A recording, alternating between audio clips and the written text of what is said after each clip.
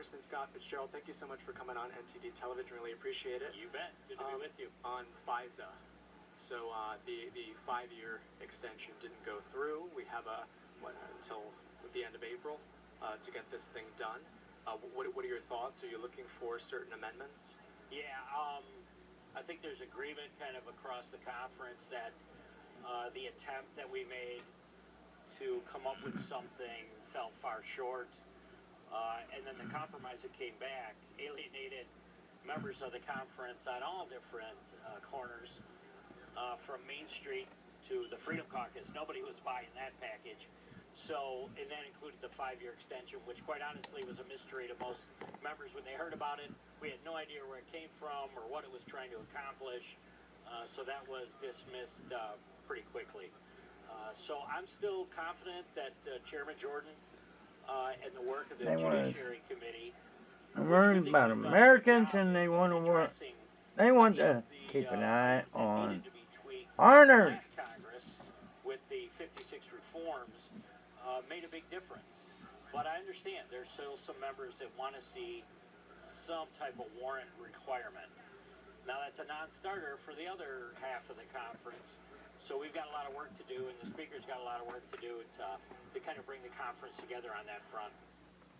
And last, in the Senate Judiciary, they had a hearing today about Arctic frost, and they're looking into, there was some questions about whether or not they would call Jack Smith in eventually. Get your read on that, on the House side. Yeah, I mean, we had Jack Smith before the committee. I was in the depositions as well as in the public testimony.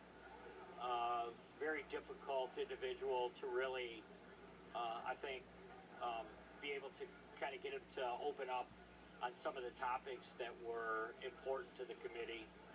I'm still concerned at the level of access he had, and certainly I think, that's why non-disclosed orders are something that should be addressed. I have the bill actually myself, and we are hopeful to get that to the floor of the House. Can you talk to me about your legislation there? Yeah, the NDO is, sets up kind of a different set of rules that apply once an NDO is in place, and it's a way of a prosecutor of, I don't know how else to describe it, but kind of shaking loose information about Americans, and we're talking about specifically members of Congress, which I think, not that members of Congress are any different, but it's a different level of probe that's associated with some of these investigations. It's completely, I think, un-American and should not be available without that individual knowing that they're actually being accused of something, because a lot of times that's what it results in, right? So anything we can do to curtail that or change that makes good sense, and I think my bill goes a long way towards doing that. Yeah, a lot of people are concerned. They're wondering how can we make sure this doesn't happen again? Exactly. Yeah, and I mean, if you talk to members of Congress, once it was disclosed how far the probes went, I myself being a subject of it as well, I know that U.S. senators, for the most part, were the high-profile targets. But we found out later on that it went much further than that, where they had looked into phone records of a lot of rank-and-file members of the House, as well as anybody that even tried to be vocal or expose anything related to the 2020 election. So it's the net that was cast was way too broad. Thank you very much, Congressman. Pleasure sitting down with you. Good to be with you. In California, 6 candidates face off to debate why they should become the state's next governor. The candidates are running to replace Governor Gavin Newsom as his term ends. NTD's David Lamb has more. 6 leading candidates running for California governor debating on Wednesday night. So it is a deep honor for me to be endorsed by the President of the United States. And here's the thing that's going to help every Californian when I'm governor, is that we will have a constructive relationship and partnership with the federal government. 4 Democrats and 2 Republicans met in San Francisco for a 90-minute moderated Q&A format debate with pressing topics.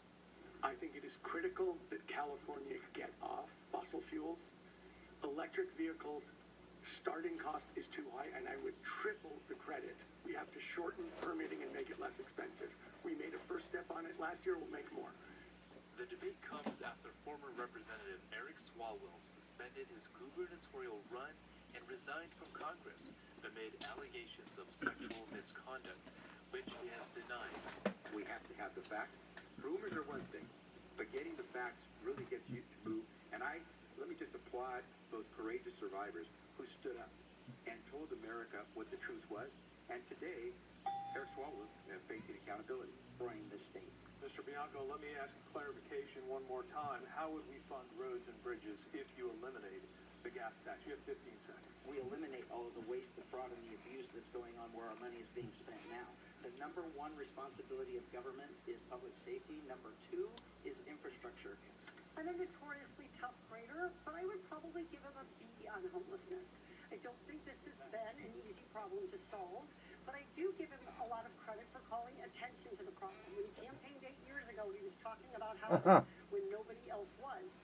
Being the mayor of the largest city in Silicon Valley, I am at the forefront of these technological changes. I know that these tools can be harnessed to do great good, but I also understand the risks. I am not afraid to regulate big tech or any other industry, and as governor, I'll make sure we protect the people of California. The 2 candidates with the most votes in the June 2nd primary, regardless of party, will move on to the general election on November 3rd.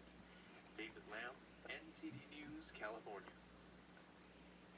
Warner Brothers Discovery shareholders have approved an $81 billion merger with Paramount, a deal that would combine some of the biggest names in media.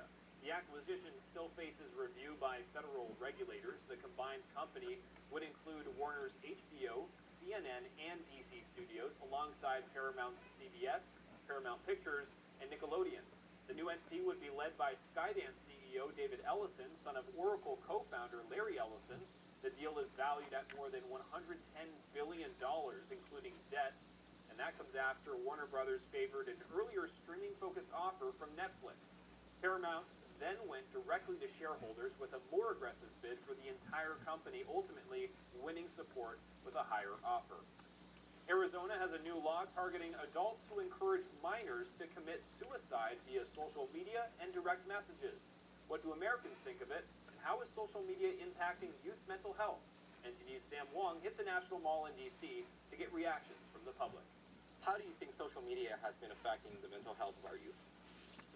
I think it's very poor. You know, I have a son, he's 11, and I'm constantly having to remind him that just because you see it or it's a video by your YouTube, people you watch, that does not mean it's real. I'm going to push the social media back for my kid as long as possible. Kids are talking to AI now, and you already heard kids committing suicide because the AI been telling them to. I think it's kind of highlighting negativities for our youth. Comparisons the thief of joy and all social media does is, hey, give me likes or ignore me, and that really wreaks havoc on young people's psychology, I feel like. There's a book called The Anxious Generation. This book talks about all that, about the decline of the health of our children since the introduction of social media on every front. My son, who's 20, he was the one that said, Mom, I don't want my little sister on social media. It is destroying young girls. Do you think people who encourage young people to commit suicide online should be held accountable? 100%. I think it should be a law in place to take care of those people. If you are incentivizing a kid or a teenager to commit suicide, I think you should be held responsible for that, 100%. Yeah, definitely, because if you're pushing someone to harm themselves, you're harming them. Urging kids to self-harm is probably, top tier evil. Depending on what that encouragement looks like.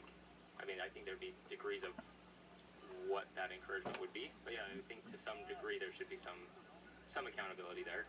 But you'd have to prove that there was a direct tie-in. Yes, I do. I think it's murder. I mean, I can't imagine a young person or my son thinking that someone online or AI or a fad or a dare or bullying wasn't, would drive him to make that life-altering decision when their lives have just begun. And you're looking at a live shot of the White House. Senate Republicans moving forward with a reconciliation bill to fund ICE, Customs and Border Protection. Our panel will join us for analysis after the break.